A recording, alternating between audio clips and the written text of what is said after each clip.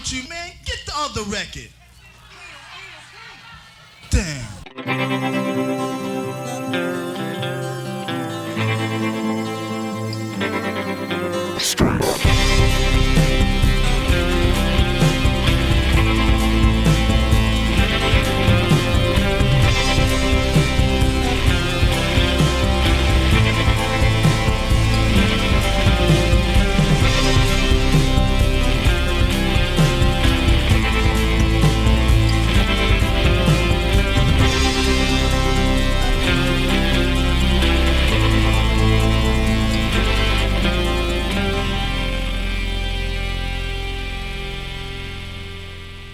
You really like the dark, don't you, listener? You can be yourself in the dark. But you know, there's one dark place that we have to be very careful in. And that's the Disenfranchised Podcast, where that podcast all about those franchises of one, those films that fancy themselves full-fledged franchises before falling flat on their face after the first film. I'm your host, Stephen Foxworthy. We have not heard from Brett Wright for a few days since he wandered in to check on a wayward child in his neighborhood. We wish him very speedy return. In the meantime, though, about a little over a year ago, we invited into our homes and into our lives and into our podcast a man who is, shall we say, a little more on the demanding side of things. And he just had a lot of movies that he really wanted to talk about. And rather than, put my foot down and be the stern taskmaster I have been, because he's a lot more annoying than Brett, you see, I opted to give him space on the main feed once every 3 months, 4 times a year, to go off format, completely off topic, and talk about whatever the hell his weird little heart desires. The first of those was just a few months ago, last year, when we talked about the return of Captain Invincible. The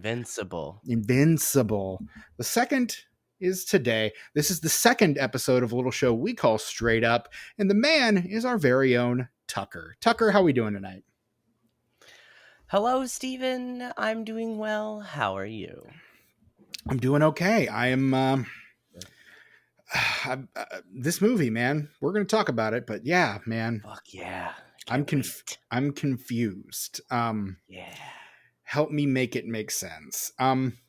So yeah, basically the premise of this show is straight up. You'll notice the intro music you heard is very different. If I had the foresight, I would have downloaded a part of the chorus of Paula Abdul singing Straight Up and dropped it on the soundboard so I could just play it randomly throughout the episode. That would have been a lot of fun. Had I thought about just it every once in a while, there's like, yeah, or just straight up.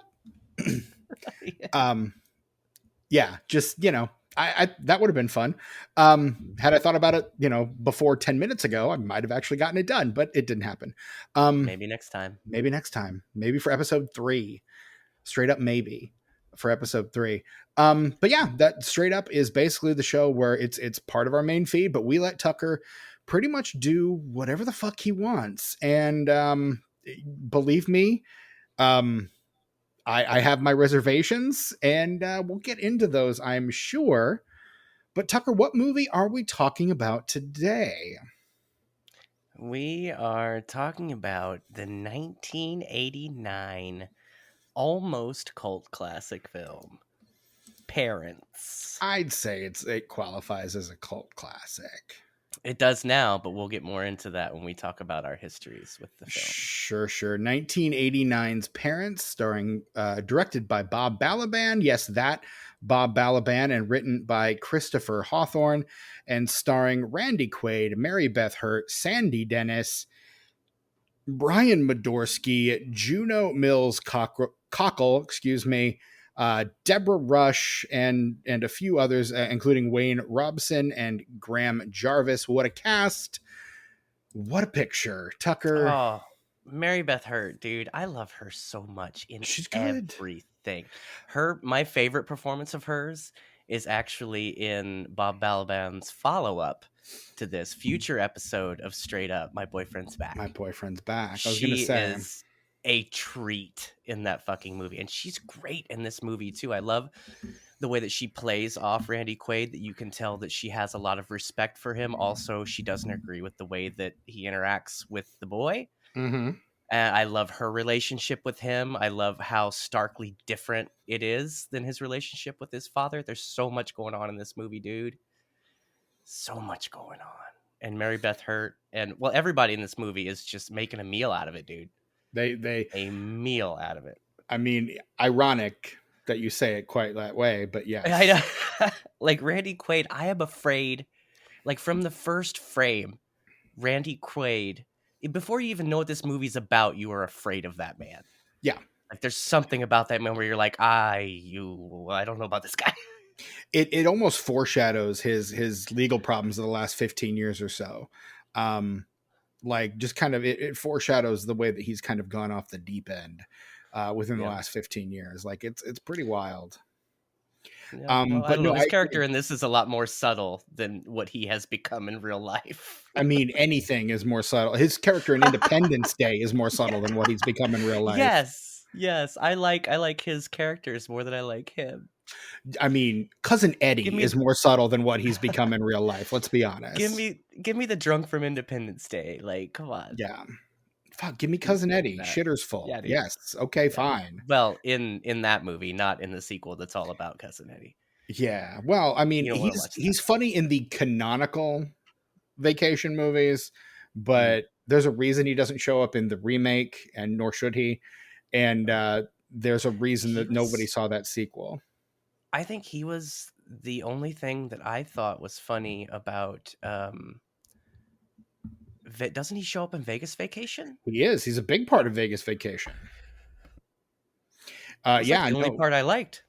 Vegas Vacation, future episode of Unenfranchised behind our paywall, patreon.com/disenfranchpod. I can't wait to see that again. I haven't seen it since we saw that at the movie theater as a family when it came out. I watched that one for the first time on HBO, and then watched it most recently during 2020 when I decided to do an entire franchise rewatch of the National Lampoon Vacation franchise. I think it's better than European Vacation. No, I don't think I agree with you. I actually like European Vacation. It spins its wheels too much for me. But yes, it does. Absolutely. But I'm also not a huge fan of Christmas Vacation, actually. Like, I think the first one is the I understand really works. I get why people like Christmas Vacation, but the reason that I don't like it as much anymore is because of how much people like it. And I hate to be that way. I don't like being that way, but when something gets popular and I can't look in any direction without slamming right into it, it just gets annoying and I don't like it anymore. No matter how good it is. I just get sick of hearing about it, you know? Right. No, I get it. That was one of my ex-wife's favorites, was the National Lampoon's Christmas Vacation. And we watched it every year without fail. It was kind of required watching for us. So I kind of got very sick of it very quickly as a result. I'm actually trying to look through Letterboxd to see if I can find my ranked list of the Vacation movies. I thought the reboot was okay. It was I didn't hate it. That's a future episode of this podcast, by the way. I'd love to watch that again. We will definitely get to that at some point. I remember not hating that. Is what I'm going to say. I remember being like, yeah, this is okay. I don't hate this. Yeah, here's my... God, do I really have Christmas Vacation at number 1? Well, maybe you do. I think I do. It looks like I do. And then the original at number 2, European at number 3. I give that one 2 stars though, so I clearly didn't like it very much. Vegas Vacation I have 1.5 stars, and Vacation also gets 1.5 stars. Although that's the remake, the 2015 Vacation. That one may raise a little bit when I get a chance to rewatch it. I guess we'll find out. Let's do a rewatch the whole series, Steven. I haven't seen a Vacation since the reboot came out. We can definitely do that. I just wrapped up a franchise rewatch this week. So I'm actually going to do another franchise rewatch starting tomorrow. I've already got my list planned out for that one. Nice. It's going to culminate in me seeing a movie on the big screen at the end of the week. Oh, so yeah. That's cool. Yeah. So I'm gonna watch all the Dunes. Ah, I'm I gonna watch the see. documentary Jodorowsky's Dune. I'm gonna watch the David Lynch Dune. I'm gonna watch the Sci-Fi Channel miniseries Dune, the Sci-Fi Hmm. Channel miniseries sequel Children of Dune, and then Dune Part 1, and then go to the theater to see Dune Part 2. Nice. Yeah. I never really got into it. I've seen the Lynch version. I just don't. It's that color palette. My brain can't do it. I want to.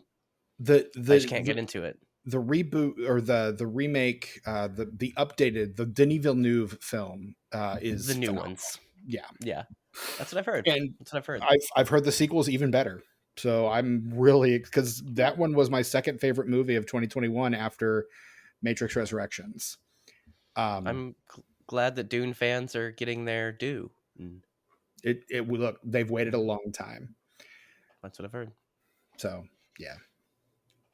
So Stephen, what's your history with this movie, Parents? I wonder. God, about a few months ago, Yeah. some guy I host a podcast with is It like, was hey, Brett. I'm gonna do my own show, and I'm gonna straight up make Parents the first episode, yo. Hey, I want to do my own show. Is that how I sound, Stephen? Hey. No, the way you do it, you sound like Eric Cartman. Maybe. But Steven, I want my own show. Pretty much. But no, so you had mentioned it to me, and my partner and I have a big debate over this. When we first started like dating, and even before we were dating, we watched a lot of movies together because we both like movies. And she likes a lot of horror movies, and 3 of the movies that we watched together were cannibal films. And in my mind, if you like this movie enough, do you want me to go through them? I want to know what they were. Yeah, I want to judge you. Future episode of this podcast, The Green Inferno. Okay. Then future episode of this podcast, Babysitter Wanted. I don't know about that one. It's bad. But spoilers, it's a cannibal movie. It's real bad. And then Raw, the French extremity film Raw, which is fucking. Have you seen Raw, Tucker? I have not. Tucker, you need to see Raw. Raw fucking rules. I know the poster. Yeah, but I haven't seen it. Raw. It's like branded in the lady's butt or something, right? Is it? I don't know. The poster I know is like she's got her fingers up to her lips and like there's like blood dripping from them. I don't know, dude. But it's good. It's French, and it's la la. Oui, oui. It's sexy as hell, and there's people eating people, and it's fucking great. Nice. So yeah, of those 3 films, Raw is far and away the best one. So I was like, you like cannibal movies? She's like, I don't like cannibal movies. And I was like, but evidence. And she's like, no, I like those movies. Like those are good. She does not think Babysitter Wanted was good. She was like, this is one that I liked when I was younger and I haven't rewatched it since. Let's watch it. And we rewatched it and she's like, this is the worst thing I've ever seen. And I was like, it's pretty bad. But we'll cover it on this podcast one day, I'm sure. Nice. But she's like, I like those movies in spite of the cannibalistic elements of them. Yeah, I get that. I don't necessarily like cannibal movies, but there are some movies that I like that are cannibal movies. Which she remembered you saying that, I think, on a past episode. It was kind of like, wait, why is this the movie that Tucker wants to cover? Because this is absolutely a cannibal movie. And I was like, a really good movie. I will call him out on that, I guess. She was not impressed with what she saw of it. I will say that. We had started to watch it several months ago, and she couldn't get into it. It wasn't her thing. Right. And then I like paused it and stopped watching it and like just didn't get back to it until earlier today when I sat down. I was like, I need to watch Parent. So I sat down and I rewatched it and I watched the whole damn thing straight through. And I've now seen Parents. So that is my history with the 1989 Bob Balaban film Parents. It's such a mood. Steven, it is. This movie. I feel like this would be a really great double feature with Serial Mom. I think it would, and you do Serial Mom second. I think That's what I would have suggested too. Yeah. I don't know if you would have been able to follow these stipulations, but I should have given you the best like climate, I guess, to watch this movie, and you want to watch it a little bit louder than you normally would anything else, just not really loud, but just a little bit louder. You want the lights to be dim, and you need to not be disturbed while it's on. That's the perfect way to watch this movie, because if you let it will take a hold of you and just not let go until it's over. But if everything's not like the way you need it to be, you might not, like, I can watch it in any situation and be like, yeah, rad, because I've done it in optimal conditions before. Right. I've experienced it that way. Today I did have 2 interruptions, whatever. I did have it on loud though, and I only had one light on in my room and my window closed. So see, I don't have curtains in my living room, so strike one. Did not have the volume cranked, had it just, loud enough to be heard over my fan, and then had more than 2 interruptions, I'm afraid, during the watch. So conditions not optimal for Steven's viewing, apparently. You need the volume up. Like I said, you don't need to blare it. You don't need to blast it, but you need it up a little louder than you normally would watch something at. Okay. Because that score, it pulses through the entire thing. And the only way that you're really going to catch a ride on that rhythm of the score is if your volume's up just a tiny bit more. Like, I will get technical on this movie, dude. There are ways to watch this movie. This is apparently the guy who did the score, BT Dubs. That's the Twin Peaks guy. He did a couple songs. I don't think he did the whole score, but yeah, I did track his name in the opening credits and turned to my partner and went, "Hey, Angelo Badalamenti," and she kind of looked at me unknowingly. But yeah, a lot of the music in this film, they're instrumentals from the 50s. Right. Stuff like Cherry Blossoms, which is a song, the opening song, with that trumpet that the guy's playing way like a higher octave than you should ever play on a trumpet, and it's amazing. Right. There's most of the music is composed of that, but the like 3 or 4 bits of music that are not just instrumentals from the 50s are Angelo. And it fits in seamlessly. And his stuff is the stuff that's more like that weird cerebral stuff that pulses and thumps in the background. But he does some of the lighter themes too. Like some of the stuff, a few of those you would expect Mambo, them to be instrumentals. Yeah. You expect that to be like the other ones, but that's actually an original from your boy Angelo. Right. Who is, I mean, there's a reason why he has been, or I think was, I think he might not be with us any longer. I'm going to double check on that. But died. I think he'd passed away fairly recently. Yeah. 2022. But like, there was a reason he was Lynch's guy. Like, and this was right before Twin Peaks. Yeah. Like, he's been, I think, a composer for Lynch pretty consistently. Since he did Blue Velvet, didn't he? I'm looking back through his filmography right now. He does do Wild at Heart. He does do Twin Peaks. He is also the composer for, speaking of, National Lampoon's Christmas Vacation. Oh, Angelo. His first collaboration with Lynch is Blue Velvet. You're right. Yeah. And then immediately after that, he does Nightmare on Elm Street 3, Dream Warriors. Yep. He composes the work for Twin Peaks, Wild at Heart, Lynch's follow-up to that. Twin Peaks Fire Walk with Me, future episode of this podcast, Twin Peaks Fire Walk with Me. And then it looks like he takes a little bit. Oh, he does do Lost Highway for Lynch as well, which I'm trying to think if that might be Lynch's follow-up to Fire Walk with Me.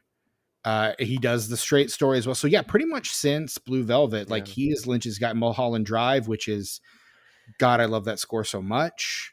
He can do so much. But what I really love, the stuff that he does that I love the most is the more ambient stuff, like you hear in this film, the more surreal ambient stuff. That's really all Twin Peaks is that ambient stuff. Yeah. He also does, he does the music for the Neil LaBute film, The Wicker Man, that we were talking about on Behind the Paywall. So yeah. But yeah, like he's I think the only one of Lynch's films he doesn't score is Inland Empire. Like, I We don't are very see. pro Angelo here on the Disenfranchised podcast. I mean, we do. We love Angelo Badalamenti. We love David Pro Lynch. We Angelo. stan both of them for sure. And that's another thing about this film. I promise I'm going to get to my history with it, but that's another thing about this film is that it is, in a lot of ways, it is very Lynchian. I think I used to tell the joke that this movie is this is David Lynch's childhood.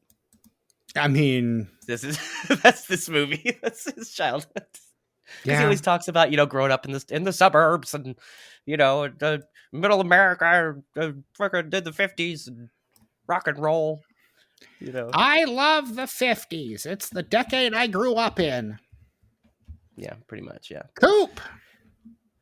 So my history with this film, Stephen, if I may. You may, by all means. I've been waiting for it. This was the first weird little movie that I ever found on my own.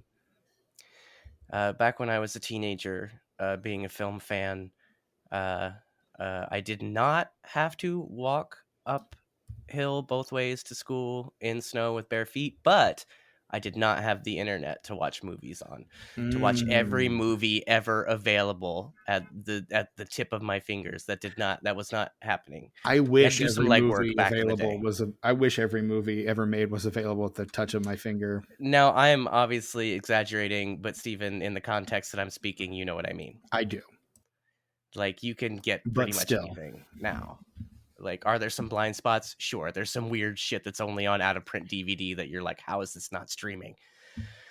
But I mean, overall, I had the hardest time when I did Friedkin's filmography. I had the hardest time rounding it out because his movie Rampage was only ever released on VHS. It never got a physical media release after that. Yeah. So you kind of have to pirate it to watch it, and every rip of it is grainy as shit because of it. It's just a VHS, and you're not going to get it in the original aspect ratio. It's just going to be 4:3. It's going to suck regardless. Shit. Yeah. 480p looking shit. Speaking of pan and scan 4:3, 480. So I just plucked this randomly off of a video store shelf. This was being sold at a little video store in Greenwood. I don't remember what it was called, but it was an independently owned video store, and it's where I went to get all my weird movies. And the first time I ever stopped by there, I grabbed this, and they were selling it. It was a couple bucks. I got it on VHS, and I took it home. Stephen, I was probably 15. Okay. When I first saw this. And I have been a fan ever since. I have shown this to as many people as possible. I made this movie hot, Stephen. I made this movie hot because when I saw it, like in the late 90s, this movie came out in 89. Yeah. I saw this in the late 90s. Nobody had heard of this shit. No. 25 years later. I don't know if it's an implanted memory or if it was an actual genuine memory, but I seem to recall as I was watching this, one of my friends on the playground telling me about a similar movie to this. I don't know if it was this one or if it was Serial Mom or something, but like a movie about like killer parents. I have this vague recollection of, and I feel like I know which of my friends it was, but I just have this vague recollection of hearing about it on the playground when I was in elementary school. Nice. Yeah. So this was, go ahead. No, I just, I'm trying to determine, again, I can't tell if it's a real memory or just one that I made up. So like, I don't know. It feels tenuous at best. So I don't want to rely on it, but yeah. When I saw this movie, this was the weirdest movie I'd ever seen. Okay. Yeah. Of course, since then, sure, it's considered a little tame now, if I'm being honest. Stay tuned for more weird shit from Tucker. you got to start somewhere, man. You got to start somewhere. Everyone's got to start somewhere. Is where I started. I didn't know you were allowed to make movies like this. Like with the weird surreal shit, like him jumping in the bed and it just turning into like a pool of, like a literal swimming pool of blood. Like all the switches to black and white and the grainy close-ups and stuff. Like every time like he gets like the scareder he gets, the less color there is usually in this film. Right. I like when he catches his parents getting a little friendly there in the living room, it just goes like the most like washed out black and white. I Right. love the filmmaking choices in And this then when you movie. do These see the are color, it's like desaturated quite a bit. Like yeah, when yeah. because you need to see the lipstick stains on their faces, which becomes something else as he remembers it more later. Like, yeah. There's so many choices, filmmaking choices in this movie that as like a 15-year-old kid that was just starting my journey as a fan of film, Mm-hmm. I didn't know you could do that kind of stuff. I didn't know that was possible. And even though I think every time I watch it, I get it a little more. I Right. appreciate it a little more. But even that first time I watched it, where I just had no idea what the fuck was going on, Mm-hmm. I still was like, this is something. Like Yeah. I've discovered something. Like I feel like This is I've been important. This spelunking. means something. Yes, I'm making a mountain out of mashed potatoes here, man. Like I buy it. yeah, so I've consistently watched it over the years. I think it's fantastic. Like I said, I've showed it to pretty much everyone I've ever come into contact with. If you hang around me long enough, we're gonna watch Parents. And I And guess it's our turn. I would say overwhelmingly the response has been positive. I don't think anyone has disliked it. There have been people that are like this is not for me, but I appreciate it. Like I get it and that's rad. But that's like the worst I've ever gotten. Yeah. And I'll tell you right up the top, just to put your Sure. mind at ease. I didn't hate this movie. I again, I think I fall into this isn't for me. Yeah. I don't think the 50s pastiche works for me quite as well as it might for like someone my father's age, someone who grew up in this time frame. Show this to your Um, dad. He'll like it. no, he will not. I No, he won't. guarantee you my father will not like this movie. No. Um, but like I can appreciate the filmmaking style, like the choices and the style are really, I think, the star of this film. I feel like I was reading Roger Ebert's review or looking at a transcript of Roger Ebert's review from I didn't know Siskel he and reviewed Ebert. this. Yeah, at the movies, he and Gene Siskel reviewed this one, and How he feel about this? I feel like he'd go either way on it, honestly. it honestly it went the opposite way I would have expected. Ebert didn't really care for it, and Siskel thought it was really fun, which is not the way I would have thought it would have gone. I would have thought it would have gone the other way. but good old Uncle Roger said it feels like a black comedy where the jokes just never really hit. And that's kind of where I found myself, is like it feels like it takes itself too seriously to really lean into the elements that it wants you to think are funny to actually be funny. And that's, I felt like it didn't grab me for that. Like I was kind of waiting for the comedy to kick in, and it never really And does for me. I think that's a problem because I've never seen this as a comedy. There are some things that are funny not because they're jokes, just because sometimes something's so uncomfortable that it's funny. Right. I think his relationship with the boss's daughter, there are some elements of that can be funny, but overall are honestly that's kind of fucked up too. Like that little girl's fucked up. Correct. Fucked up. I mean, and you never get a sense of what her deal is because she's not a full character really. No, but like she's periphery. Yeah. But like the things that you do find out about her, like the first conversation they have, the first thing you hear her say is she teaches everyone in the class how to make a Gibson. It's an onion in your martini, man. It's Gibson, man.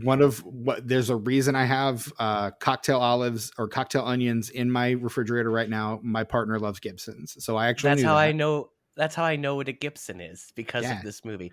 Also, because of this movie, I know that if you cut off somebody's hands and you boil them, get them really hot, and you boil them, and then you drink the water, you can be invisible. No. It's you take a cat's carcass and you broil What it, about the peel off hands? all There's hands. the hands. It's the how you don't have to pay for gas again. Oh, look, I've heard that some people on the internet, they say that they think the people are witches because of some of the stuff Yes, that they say. I don't I read I don't that catch too. that. I don't It's really get not that vibe, but then again, I don't know a lot about witchcraft, so right. Like they come from Massachusetts, like Salem witch yeah. trials, all that. Yeah. He works for a One modern mention alchemy company. Yeah. Randy Quaid says that they'll be burned if they find out, but like I don't know. Hmm. I don't it doesn't there's not those aren't dots to be connected to me. I I, think it's I just coincidental. it feels like you're grasping for something. I think the main takeaway is that they're cannibals. They eat people. Mhm, mhm, That's the headline. Um, I'm amazed. I feel like I was watching this and I feel like I said to my partner, this feels, who was not watching this movie with me. She was kind of like up around doing stuff and would occasionally pop mhm. in while I was watching it. I was like, this feels like Tucker's vegetarian awakening moment to me. No, not at Be, all. which I know it wasn't, but like it feels like it could be, because this film has so many shots of meat and the cooking of meat, Oh, and it's so gross. it never looks appetizing No, it ever. all it's like you can't tell really what it is. Like Hmm. Like you're suspicious of ambiguous. it immediately. I think the only time it looks appetizing is the first scene on the grill where he's like Mm. turning like what I thought were chickens, but probably aren't. And she's like spraying them, and then he's got like the he's like seasoning them all and like flipping the one. Like that's the only time it actually appealed to me. And every other time you see any cut of meat in this movie, especially the scenes where they're frying the liver, it Mhm. just, and that sandwich at the end. Oh, gross. Yeah, like every other Oh, time I man. see meat in this movie, I'm like, should I become a vegetarian? Like, I think look, grandpa, I think Michael is he's a little too big to carry him to bed. I'm just saying. yeah, You yeah, don't carry anyone over like 3 years old like that, dude. Come on. correct. Well, but and I think that's the thing, because it parallels the end of this movie parallels the beginning of this movie so well, Mhm. in that you get the father figure carrying the son to bed, putting him to bed, and that's what leads to that final like question. I don't even know if I would call it a reveal, but the final question of It's very ambiguous where because did he that's where did his he get parents. this? Right. That's And Randy Quaid's and parents. Mary Yeah. Beth Hurt, like she says in the movie, like he says in the movie, your mom didn't like it at first, but she came Yeah. around. Like those Exactly. are his parents, so Hmm. And the fact that the fact that the midnight snack that they leave him is a giant ass sandwich of nothing big but meat. dry fucking meat sandwich. Looks the Yeah. driest meat I've ever seen in my life. Again, it looks so even the scene where she's like making the meatloaf, it's just ground beef, but it's not Yeah. filmed in such a way that makes it look appetizing. But then again, that reminds me of like those 50s like cookbooks and shit that you see, like all those recipes featuring like jello molds and just like everything's like fucking congealed and nasty and gross and shit. Like that's what it kind of reminded me of, is that like 50s Betty Crocker housewife following a recipe that she cut out of a magazine and it ends up being awful kind of a thing. And I'm But just she like, trimmed off all the fat. ugh. So it's dry as shit is basically what it I think is. I think her that joke was because it was Sandy Dennis and she Yeah, was a little chubby in that movie. I think that was right. the joke there. No, that is 100% the joke there. But yeah, like we're like just carving up people and I don't know, I feel like the poster kind of gives away the twist of the movie, particularly because the twist of the movie really doesn't fully come into play until like an hour in. No, yeah. And If so you like don't it's know, that's if you can go in blind, if that's possible, if you can go in blind for the first hour, you're going to be like, I don't know what the fuck is going on, but something is going on, and I'm uncomfortable. It feels exactly. It feels like one of those things that benefits from like Barbarian. It benefits from you not knowing anything about it beforehand. I would say another movie that famously had the twist spoiled in the fucking marketing, Terminator 2. That movie works so much better if you because the twist of that movie is that Arnold's good now. That's the twist of that movie. Yeah. But they spoiled that in the fucking marketing. So like because Robert Patrick's character like becomes a cop and like is also looking for John Connor, like it's a whole misdirect thing that until Arnie says to her, "Come with me if you want to live," you're not really sure if he's a good guy or not. Like it's pretty intense and pretty amazing. The best switcheroo, the best twist in any movie ever, unfortunately had to be spoiled by its marketing to sell the movie. And that is From Dusk Till Dawn. Imagine going into that blind. Imagine not knowing that's a vampire movie. That's a great. Can you imagine that, Steven? No. Can you fucking imagine? You're just sitting there having fun, like watching these two assholes boss around this family and the ladies dancing and everything's great. Movie, yeah. We're having a great time. You know, well, except for Richie. Except for Richie, we're not having a great time with him. He's Richie's kind of a despicable, disgusting character, and I hate him. But like, it works for the movie, right? But it just like that, all of a sudden, there's all these out of nowhere. It's vampires. It's a gearshift movie, man. That's what a gearshift movie is, dude. Hancock, take some notes.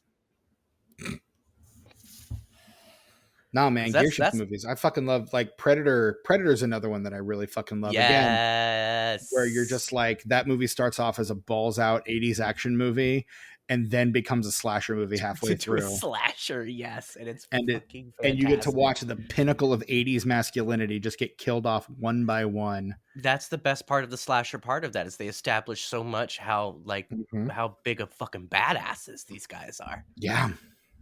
Yeah. And they're like, oh yeah, these dudes are badasses, right? Well, check this shit out. Exactly. Okay. Exactly. I got invisible badass with some lasers. So the back half of that movie is so effective for that very reason. Like it's God. And another gearshift movie I really love. Now we're on gearshift. We were on cannibal movies. Now we're on gearshift movies. Let's do it.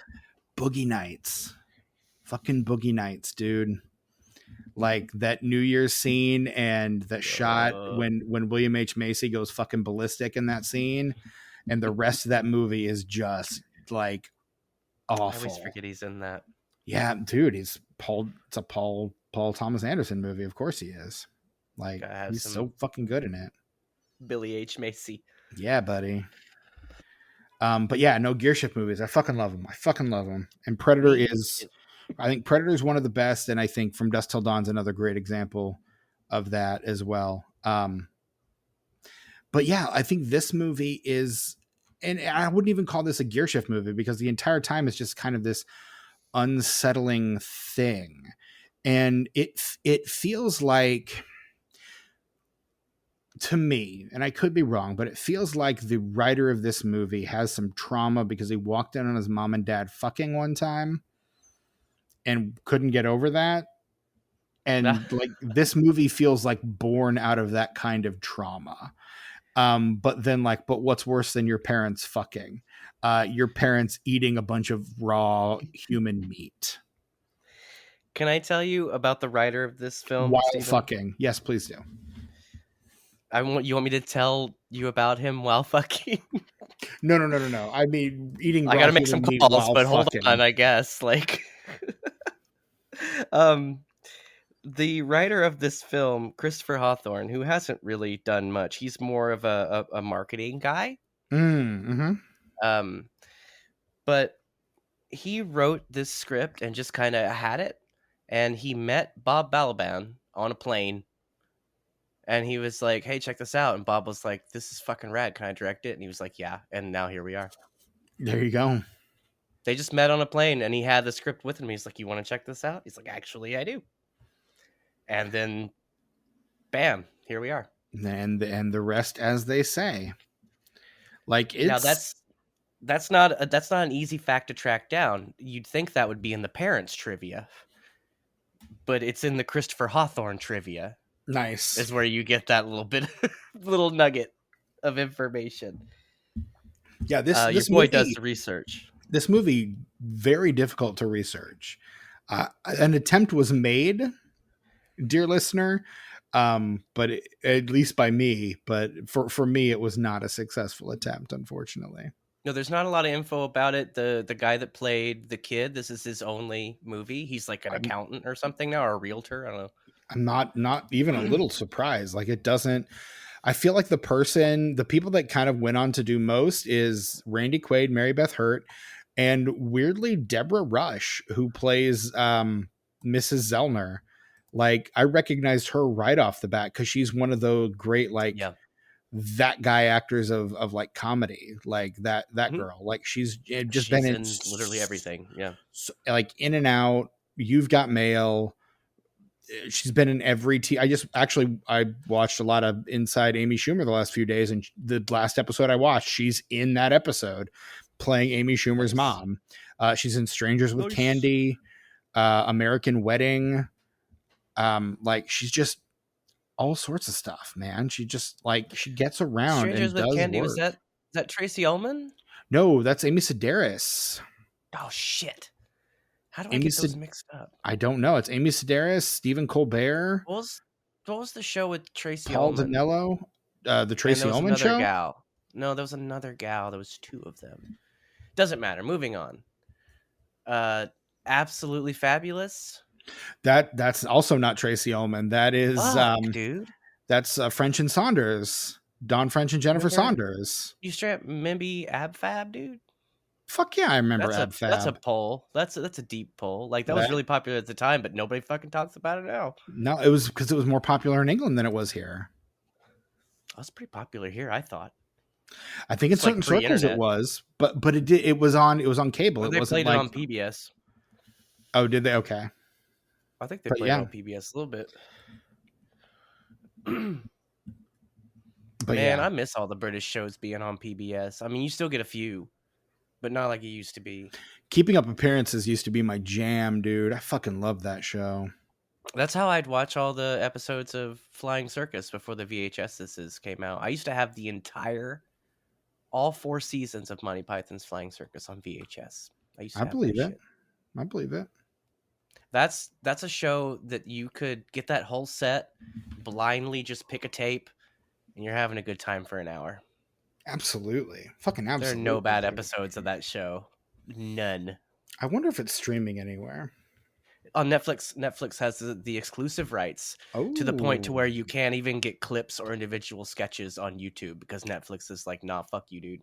Oh, dude. Okay. Apparently Netflix needs to send some money to Eric Idle because I heard he'd been bitching about like still having to work and stuff. And John Cleese is like, shut up, idiot, because they notoriously all hate each other. Yeah. The last movie they all did together with the absent Graham Chapman who passed away many years earlier. Do you remember? Do you know what it was? Do you know the last movie they all did together? Was it one of those Fish Called Wanders? No, it was what was the name of it? Gilliam movie. The not the Bandersnatch. The fucking not Terry Gilliam. It's Terry Jones. The Terry Jones movie. It's also Robin Williams' last movie. Where Robin Williams plays a talking dog. Absolutely Anything is the name of the movie. It's got Simon Pegg. All the Pythons were in it. Oh, that's the one with Simon Pegg's on the front and he has the hat and he looks all old timey and stuff. No, he looks old timey. Does he not look old timey? He does not look old timey. Okay. No, it's the one with these aliens voiced by the Pythons. Pick a human and give him the powers of God. It's the person they pick is Simon Pegg. And yeah, it's the last time that all 5 of the surviving Pythons were together in a film. They all provide the voices of the 5 aliens. So yeah. Well, they've always worked together professionally, but they've never really been like close as friends. That's why they always, I don't know how much you know about the early days, but they always paired off when writing. They never wrote as a group Like they'd always Right. pair off with the one they could stand the most out of Right. the rest of the group. You know, Yeah. the one they didn't all the And way hate. and Gilliam was just kind of off doing his cartoons. Like that's kind of how it Yeah. worked. Yeah. But yeah, it was. I think it Hey was. I man, remember Fleetwood Mac made Rumors, and they all fucking hated each other. So they sure did, something to be man. said for that. Great art can come out of contention. I Yeah, mean, we Monty only Python pretend to be is proof friends. of that. We only pretend to be friends. We hate each other's guts outside of the podcast. You but, should see some of the looks Steven gives me when I say some dumb shit on this podcast. Like I feel like this boy's gonna jump through this screen and kill me, dude. There have been times when I have been tempted. I There will have not been lie. looks. There have been looks. If guys. looks could kill, I would have murdered you so many times. That's true. That's true. Nah, we friends. We friends though. It's all good. Absolutely. So yeah, that's my history with it. We haven't checked out the Canadian Quarter of Indifference recently. Do you want to use it instead of the Coin of Justice? Do you know why? I just remembered why. It's because we have the Coin of Justice. Yeah. Okay. I mean, you can use Coin of I mean, Justice this is your show. No, You can use the Canadian Court of Indifference. No. I only spent a quarter on this Canadian Quarter of Indifference. The Coin of Justice. Oh, I know how much it costs because the invoice came with the coin. A purchase. I'm not complaining at all because it was worth it. I'm just saying that one only cost me a quarter. We using the Coin of Justice. Okay. We're getting our money's worth out of this one, Steven. I don't even know. Like this is a Justice silver dollar. It's all silver, dude. It's like Norwegian or some shit. It is a pound sterling. So it is literally a pound. On one side, it's got it says a Gibraltar. So maybe it's a Gibraltar. Yeah, pound. Same thing. But yeah, it's a troy ounce, 999 fine silver, 2021 minted. It's got the Gibraltar crest on the back. It's got Lady Justice on the other side. So it is literally the Coin of Justice. It is quite legitimately the Coin of Justice. Lady Justice is heads. The Gibraltar crest is tails. Why are we talking about the Coin of Justice? Well, because it's time for the plot in 60 seconds. That's the part of the show where we recount the plot of the film we're discussing, in this case, 1989's Parents, in 60 seconds or less. The coin will determine which of us, Tucker or myself, will be recounting that plot. Tucker, I'm going to flip the Coin of Justice. You call it in the air. Okay. Heads. And it is heads, you motherfucker. Yay, you can do it, Steven.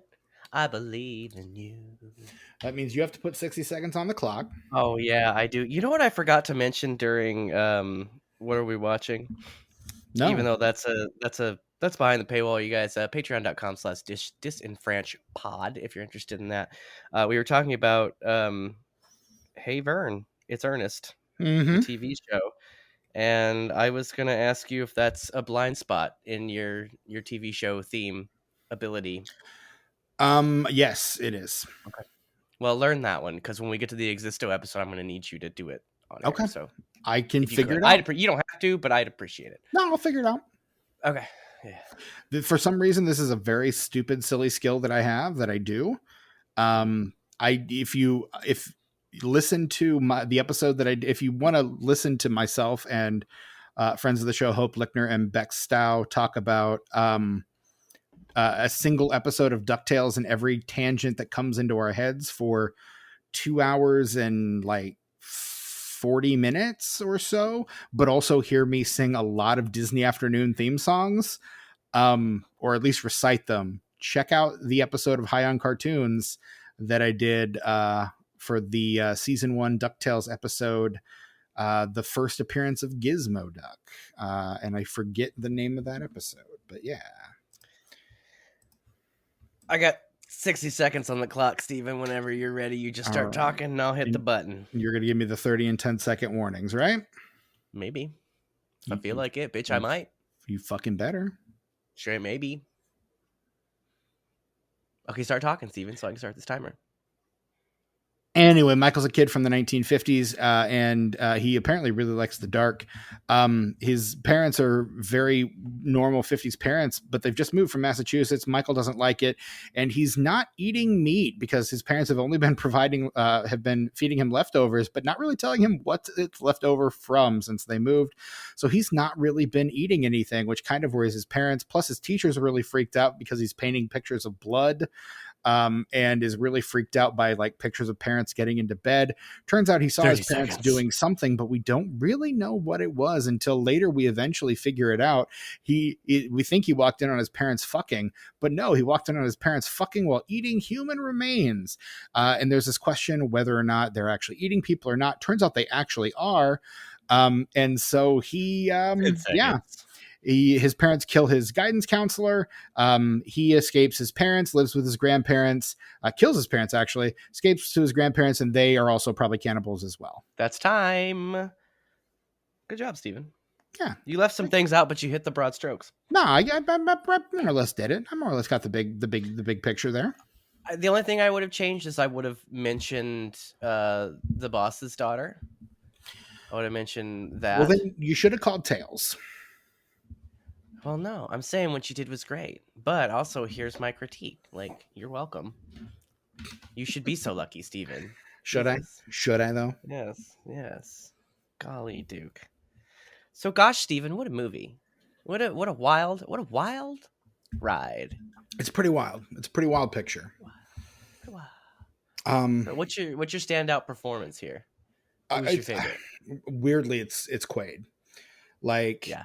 He's Quaid, disturbing and he's not even like being disturbing. Yeah. But just his delivery. That's the thing about the atmosphere, Quaid. The music, like it all comes together. That's the thing about Quaid that I find has always kind of worked to his favor is there always seems to be a maniac just behind those eyes. Turns out it's because there really was one.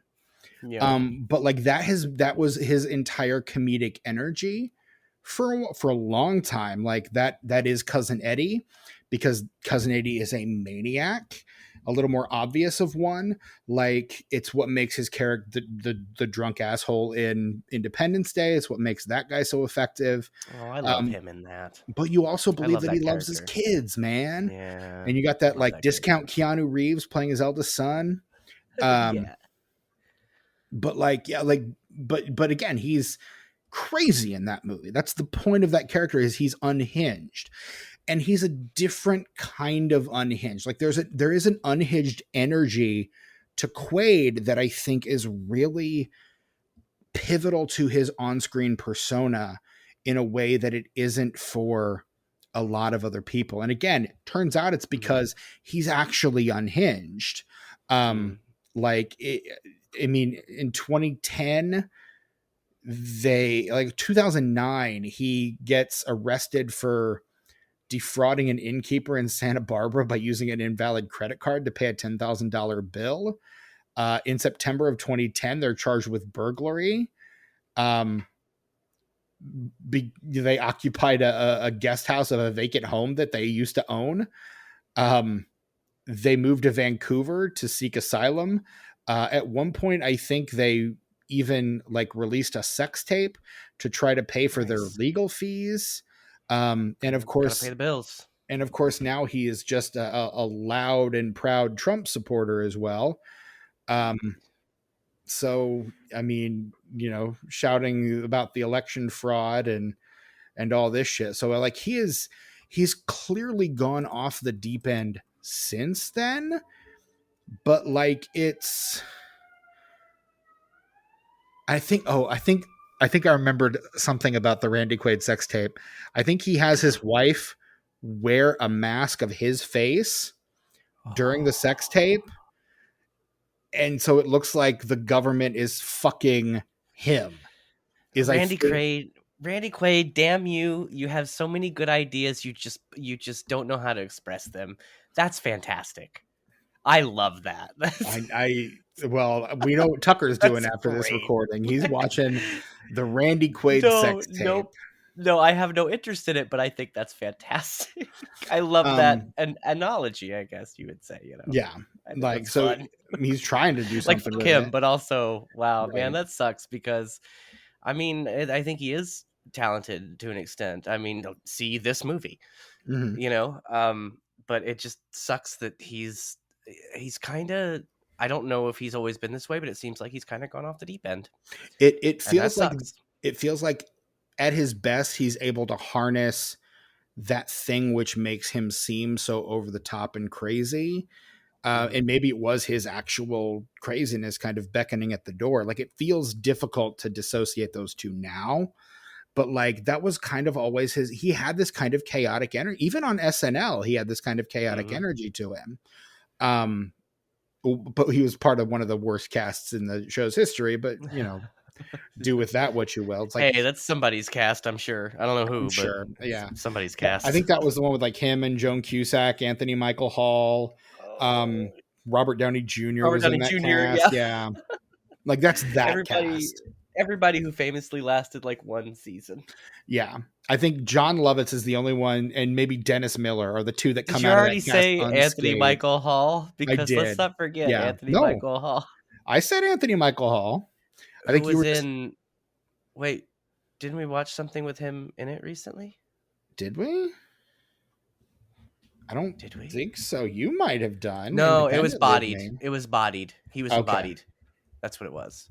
That's going to be on next week's what are we watching, because I need to look at that again. I was so impressed with it the first time, and now I own it, so I need to watch that Blu-ray that I got. Okay. I'm really excited to watch it again. Yeah. No, I can't wait for you to see it. Actually, I can't wait for us to. I don't know when we're going to cover it, but I can't wait until we do. it's 'Cause on I the can't wait for calendar, you to dude. watch it. Fuck yeah! Well, It's on I'll the have to take calendar. a look and see. So yeah. Yeah. But yeah, so there you go. But no, but again, I feel like even at his best, that's that chaotic energy that's coming through. And Yep. I think what makes this performance so interesting, and this is a comparatively early performance for him. This is post vacation. Well, and this is a very restrained. Even in the parts where you could have forgiven him for getting a little crazy with it, he doesn't. That whole Right. final scene, he's still just lumbering towards him, Mhm. it never feels like his heart rate goes up. You know This what I this mean? this movie comes And that out the makes it same even year creepier. as Christmas Vacation. Comes out the same year as Christmas Vacation. So this is after the original Vacation. This is after his tenure on SNL, I'm pretty sure. Like, it's after Midnight Express. It's after The Long Riders, the Walter Hill movie where he and his brother Dennis play actual brothers. Oh, you loved Dennis Quaid. I think he's all right. No. Oh, it's He's Kevin done. Costner you hate. That's who it is. I abhor Kevin Costner. He's done a We run of still don't Peter know why. Bogdanovich movies, Last Picture Show, What's Up Doc, Paper Moon. Like, he starts off with this like The Last Detail, the Jack Nicholson film. Like, he Mhm. starts with this really promising career, and then He starts out starts as an actor's actor, he kind really of. does. And then with Vacation, and it is Vacation in 1983, he starts to slip um into the comedy zone and starts to lean more and more into that, so that by the time he does like Brokeback Mountain in 2005, Yeah. that feels like, or The Ice Harvest that same year, that feels like a weird, like, wow, Randy Quaid's doing dramas, that's weird. But that's Ice where he Harvest's got his really good, by start. the way. I don't know if you've seen that movie, but it's really It's good. been a long time. It's another Billy Bob movie, directed by Mm, Harold Ramis. okay. I think It's that's a good one. that's one of the few Harold Ramis films I've not seen. That's your Harold Ramis blind spot. It's Is one Ice of them. Harvest. It's You one should of check it out. It's them. really good. I It's saw it when it it's came out. I rented it from Blockbuster, and I was really impressed. it's Ice Harvest, and it's weirdly the Analyze This and That movies I've not seen, and Stuart Saves His Family. I Did also you have say you not haven't seen seen, Analyze This? or that. Yeah, I have not seen either. What? You would like those. You would I like both probably of would. those, I Steven. probably You should would. watch those. I've also not seen Club That's Paradise. peak Billy Crystal. Peak. Yeah, I haven't seen Club Paradise either. So I have seen Caddyshack, Vacation, Groundhog Day, Multiplicity, Bedazzled, and Ooh, Dazzled. regrettably Year One. Oh, I liked Year One. Oh, you're the one. Okay. I think I still have. That movie sucked out loud, dude. No, you're crazy. I thought it was No. funny. David Cross was hilarious in that. Sure. As But one good performance does and not a Paul good Rudd. movie make. Him and Paul Rudd. No, I think it's hilarious. The jokes landed for me, is what I'm going to say. I've heard about the making of that film. I used to have the DVD, so I've listened to the commentary, watched all the behind the scenes and stuff, and I don't give a fuck. I have a really good time with that movie. I think it's really funny.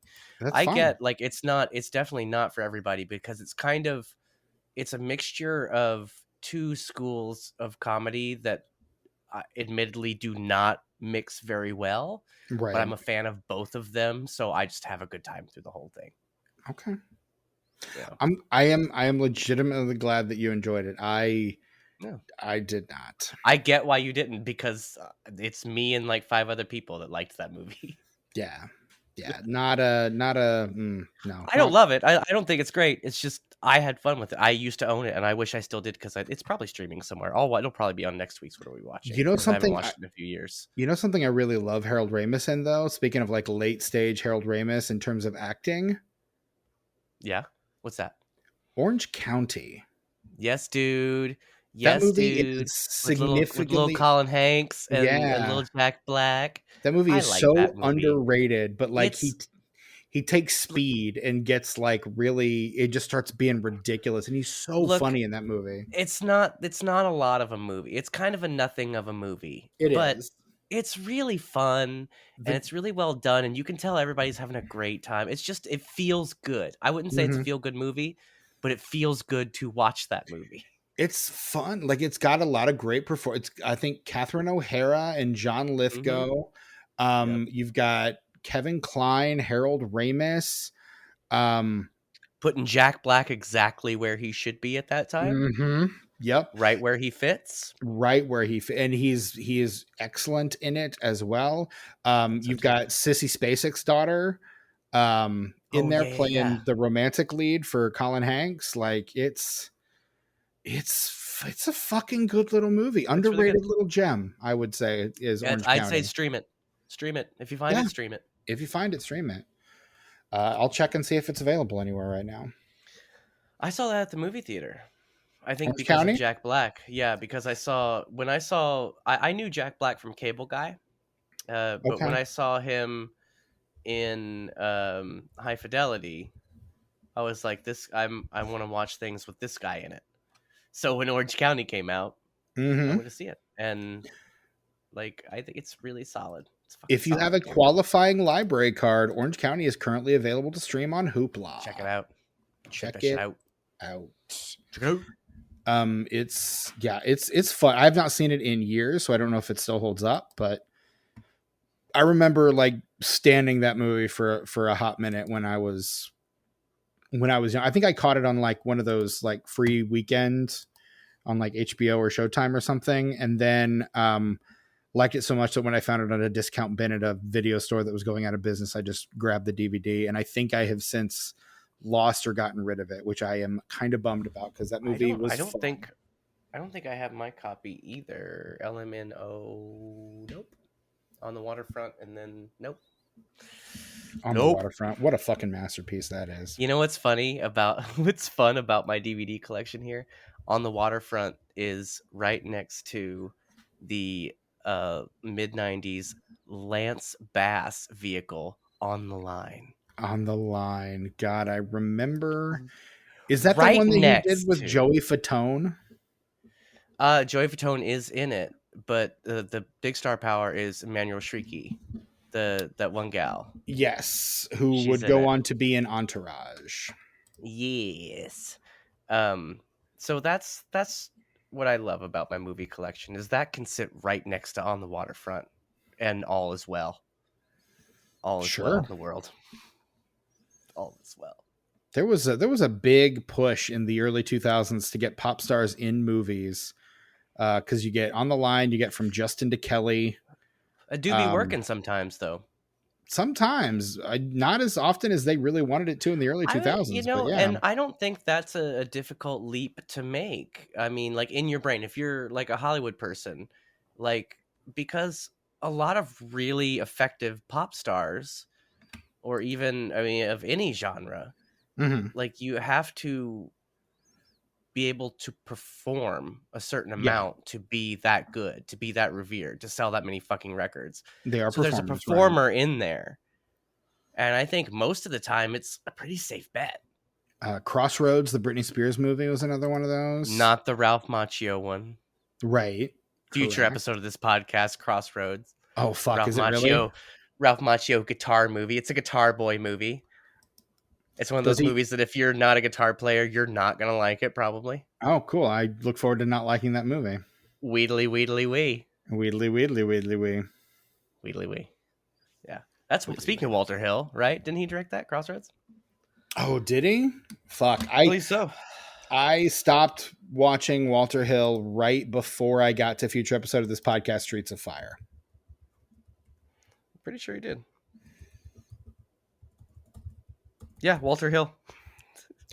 Right on. I do Walter Hill. Joe Morton in that bitch, dude. Oh, Robert Judd. I do fucking love Joe Morton. I think, I take it back. Like, Crossroads isn't for everybody, but it is a good enough movie.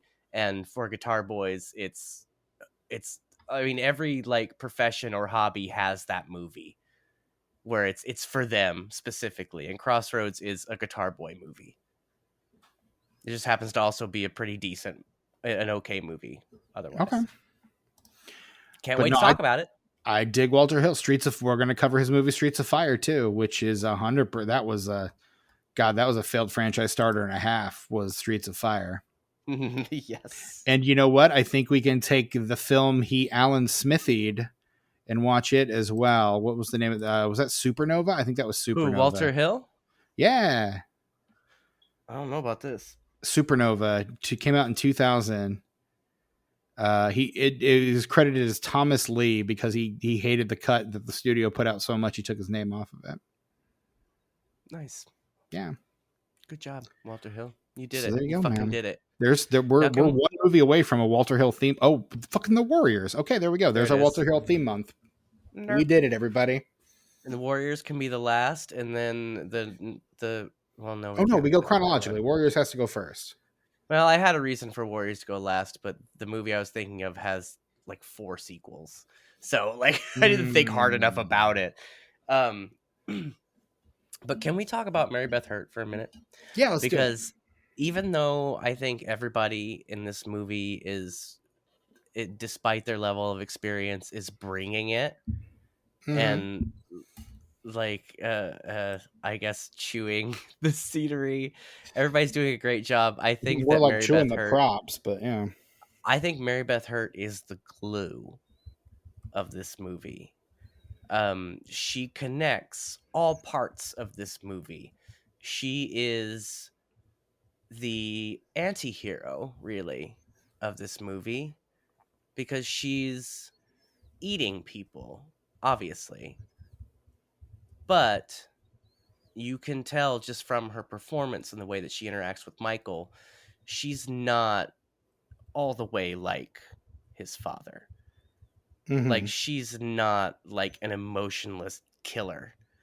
I think like that comes through in particular in that last scene. Like there are pieces of it there, but I think it really comes through in that final showdown. Because she's willing to like, yeah, hooray, family. But when it comes down to it, if you're making me pick between Michael and you, you get a knife in the fucking back. Yeah. That's all there is to it. Yeah. I really do think she's the glue that not so much holds the movie together, because like I said, this movie's a whole mood. Like, everything that works well for this movie does so in a way that's so it works so well with everything else that's happening that it creates this world. But I would say that she's the glue that keeps the dynamic of the performances, especially the three main performances, together. I think the other two performances benefit from her performance. Is what I'm saying. I could see that. I'm just saying that Mary Beth Hurt is the shit. So underrated. Big fan. Mary Beth. That's another one where I'll just, if I see a movie and I'm like, oh, this looks interesting. Like, who's in it? Oh, Mary Beth Hurt. Okay, watch immediately. Turn that sucker on right now. I love that the family's last name is Laemmle, presumably after Carl Laemmle Jr., the guy who did the Universal monster movies. Like, that's pretty fun. I like that. Yeah. I like that too. I love there's the part in this movie where Randy Quaid's character falls down the steps. I think this is the best example of the film firing all cylinders and every part of the filmmaking process working exactly as intended. When he falls down those steps, the frame rate drops. It's not necessarily slow-mo. Right. It's just the frame rate drops. It's more like a series of photographs than it is film. And the music goes right along with it. But the sound, the ambient sound from the film does not stop. So it's not truly like, I don't know how to describe that, but that's the best example of why this movie works for me. Is because when the sound design is taking into consideration the music, which is taking into consideration the cinematography, which is taking into consideration the acting, and they're all thinking about what the other one is doing. And they're coming together and just making something like you've never seen before, but you don't always recognize it because it works so well. Does that make sense at all? Yeah, it does. I mean, I feel like Balaban is someone who gets it. Like he's been one of the great that guy actors for so long. Like, he's a Christopher Guest mainstay, which now he's the wormy guy in every Wes Anderson movie. Like, the wormy guy with glasses in every Wes Anderson movie. As opposed to being the wormy guy with glasses in every Christopher Guest movie. In every Christopher Guest, yeah. Like, he was one of, I mean, that's where I mostly know him is from his Christopher Guest work. But even before that, like, he was a guy who he's incredible in fucking Midnight Cowboy. Yes. Like, in a very small but very like important he's role there.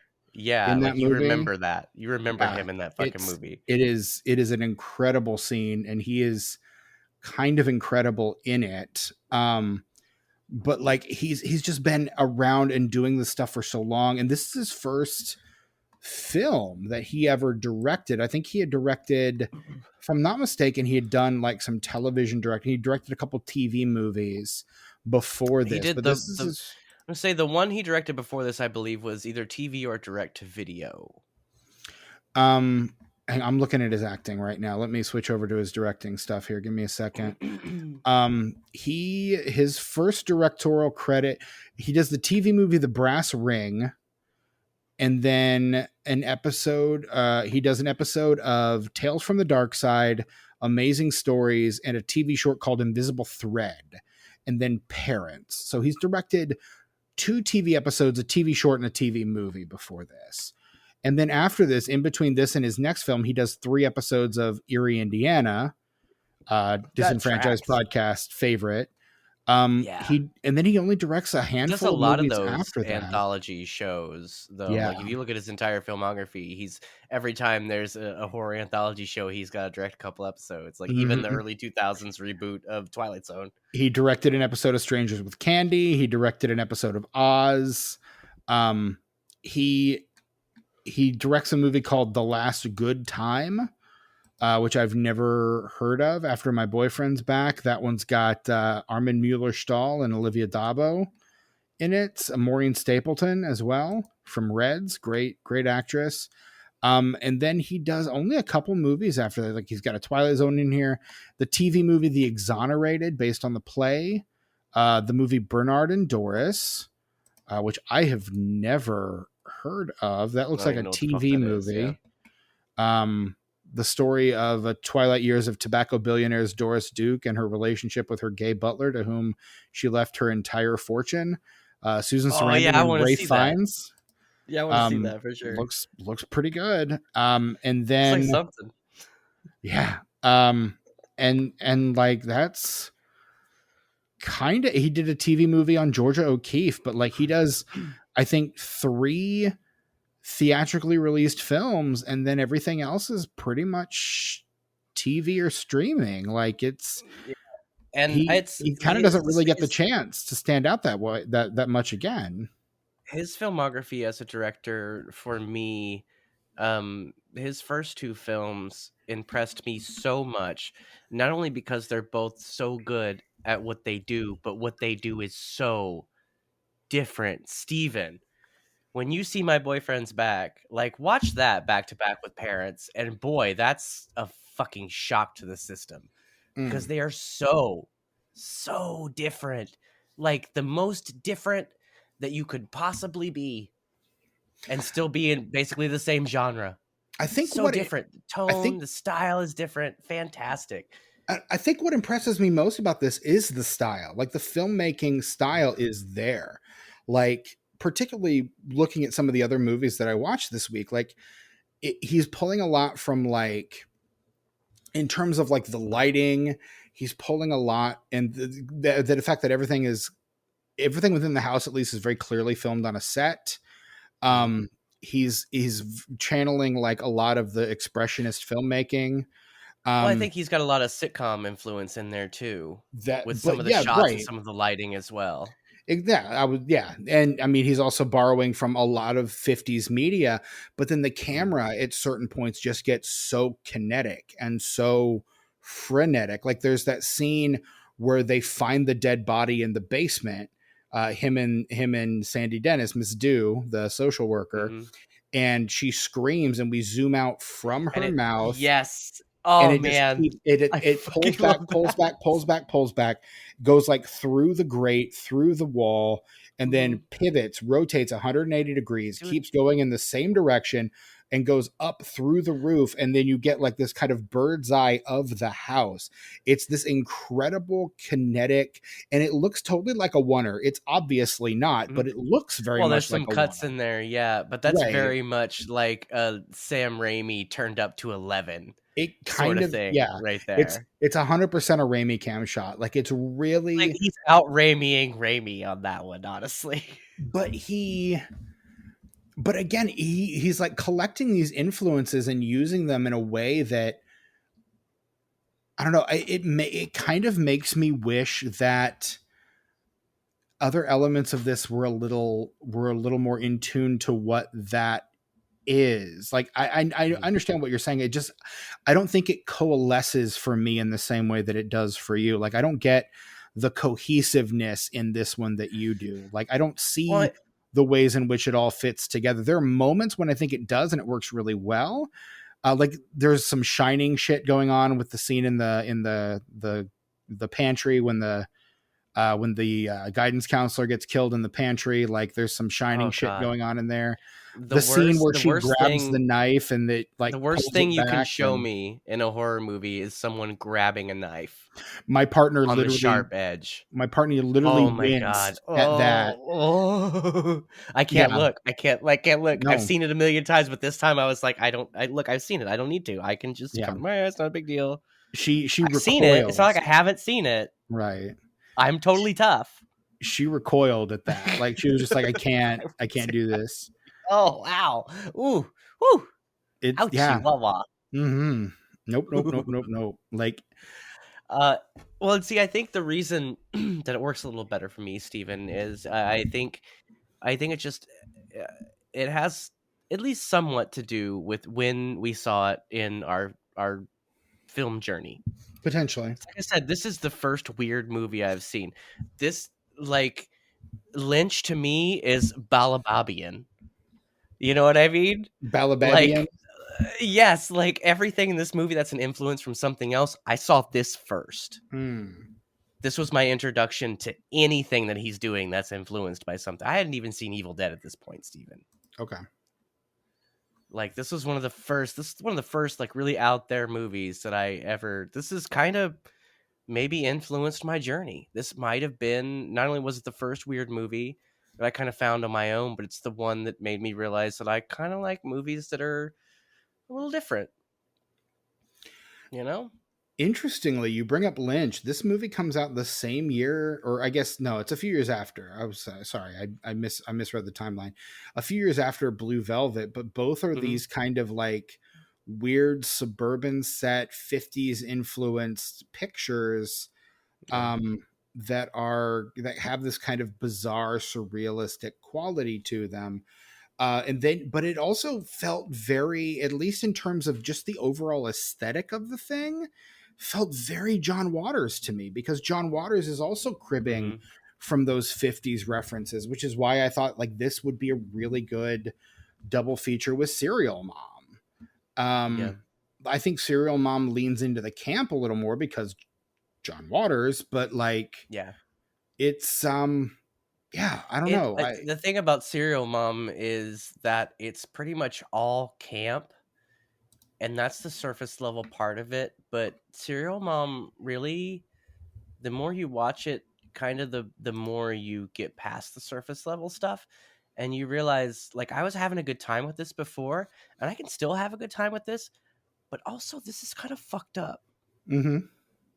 Like, the more you start thinking about what's happening in the film and what the characters are going through and how her actions are affecting them, like, it's a great time, but there are layers. Like, John Waters movies are onions, dude. Yeah. And they don't come pre-peeled. Like, you got to peel that shit yourself. That's why we love John Waters. Yeah, dude.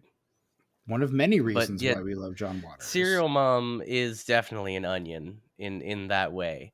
Because, gosh, it's a lot of fun. But, like, there are a lot of different ways you can experience that movie just by, like, the context with which you frame it in your mind. Right. You know what I mean? Yeah. It's kind of a choose your own adventure movie. You just have to, if you've seen it before, you know, you can just kind of choose, well, am I going to have fun with this? Am I going to think about how fucked up it is? Like, how am I going to experience this? Right. It's really fun. I love that. I have that Blu-ray. I love that fucking movie. When are we going to cover that? We're going to put that on Straight Up? We can do it straight up. Let's do it straight up. We can do it on Straight Up. You want to put it on Straight Up, man? Put it on Straight Up. Straight up. Straight up. Little fucking, what's his nuts?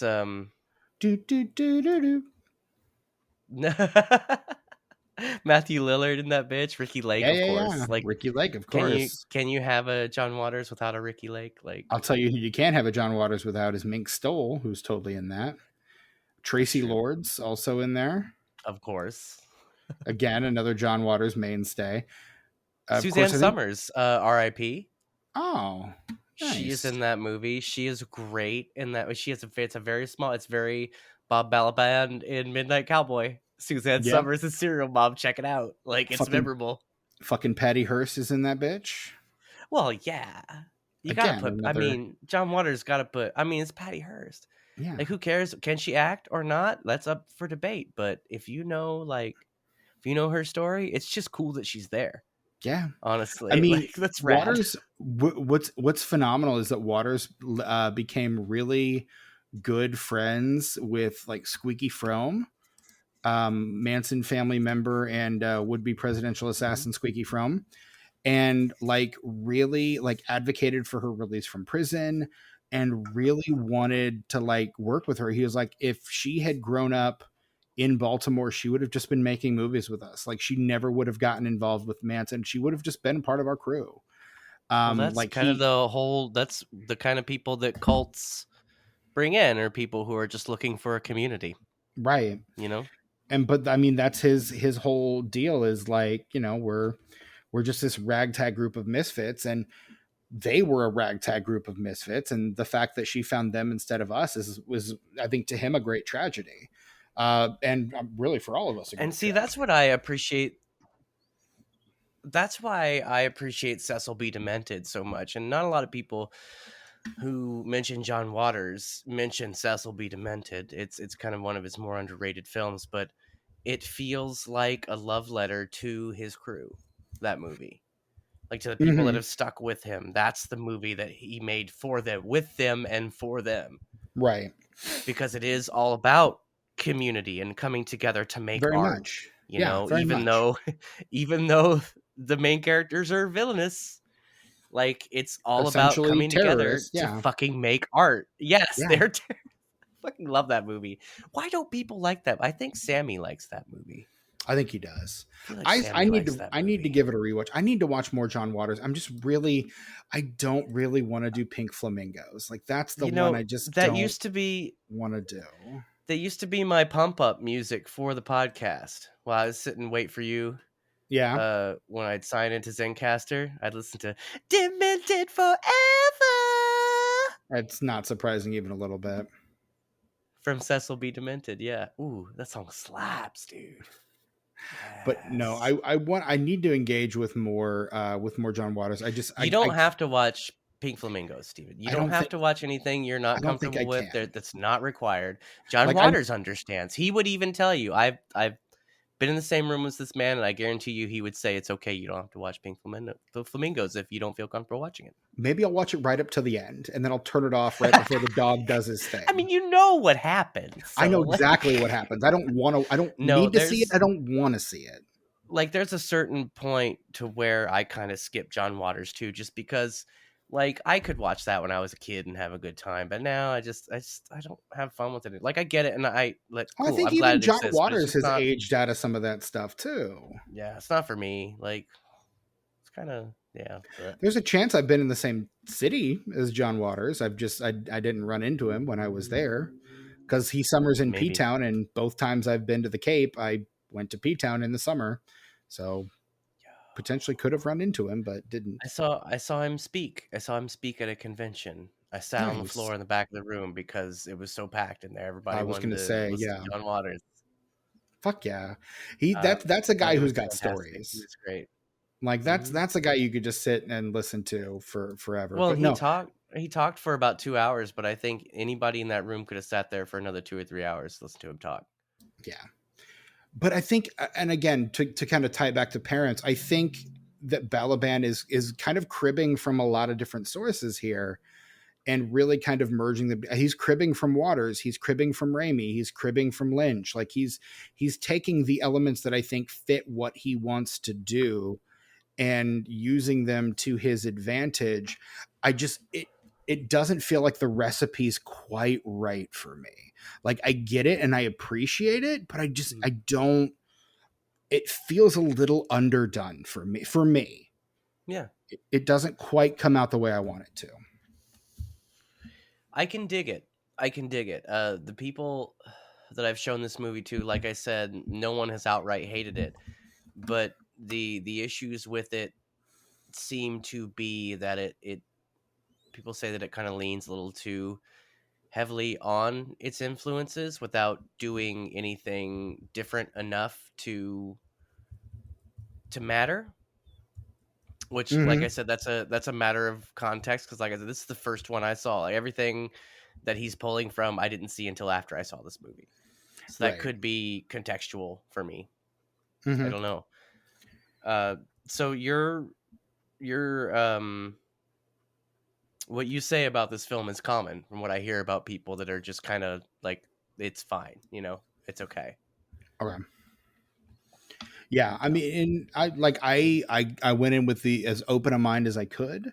And again, there are things I really dig. Like I dig the style, I dig what he's trying to do. It doesn't feel like it doesn't feel like it coalesced quite the way I needed it to, in order for me to come. Because again, it feels like it wants to be a comedy, but doesn't really ever land the jokes. Like the humor just doesn't ever quite get there. When you're like, well, you never saw it that way, which makes me scratch my head, because I'm like, well, then what the fuck what the fuck movie was I watching? Like, that's kind of where I end up landing on this. Is I was like, this feels, I don't know, feels like I'm missing something then, maybe. But yeah, I don't know. It's just because I didn't have it loud enough.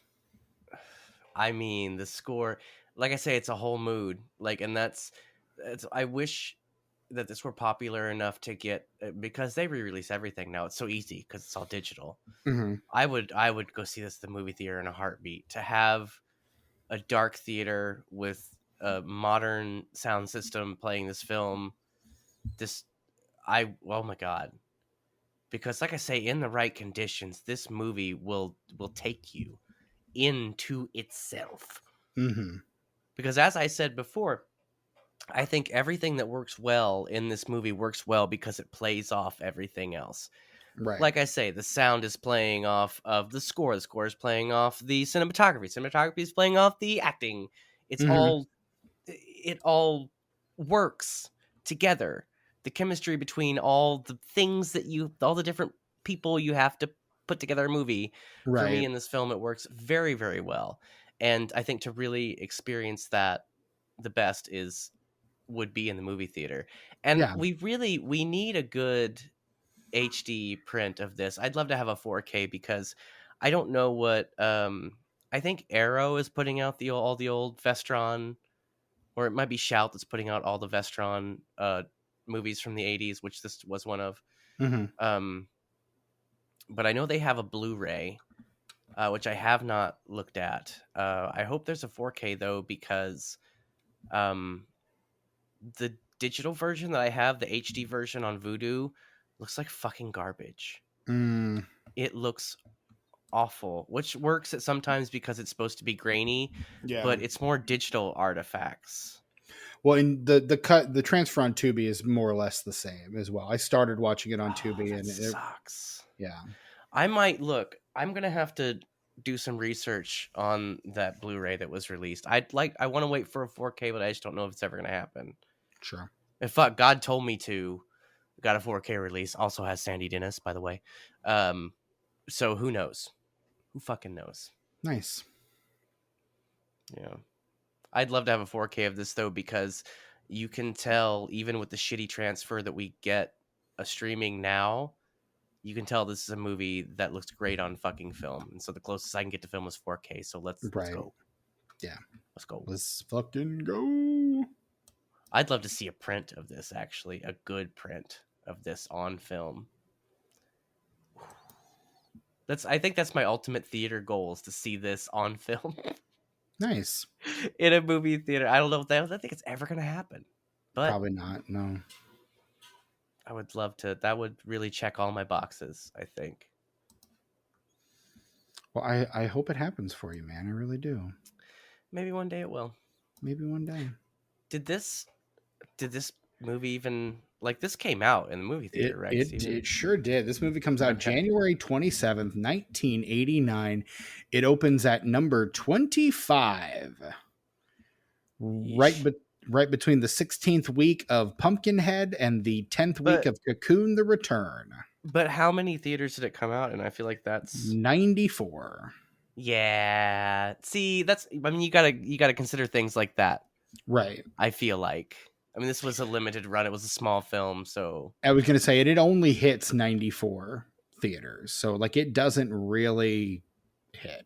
Not really. Yeah. It hit the Keystone Arts. That's about it. Yeah. Which didn't exist at that time. But, correct.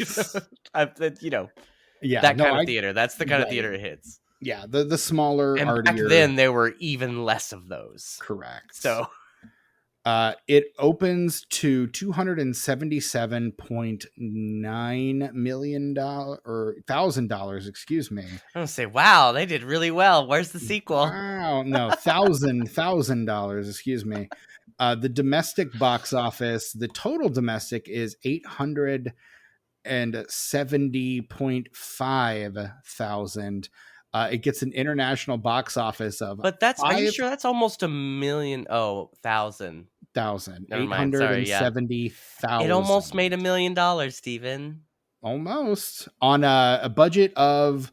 Let me just check my notes here. $3 million. Shut up, Steven. Almost made $1 million. Shut up.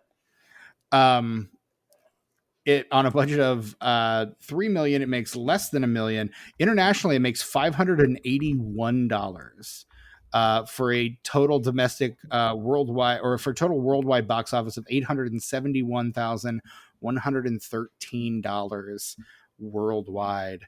Not a hit. Opening at number 1 this week was the Oscar winner from 1988. It is definitely a movie that a lot of us have seen, and definitely one that probably hasn't aged super well.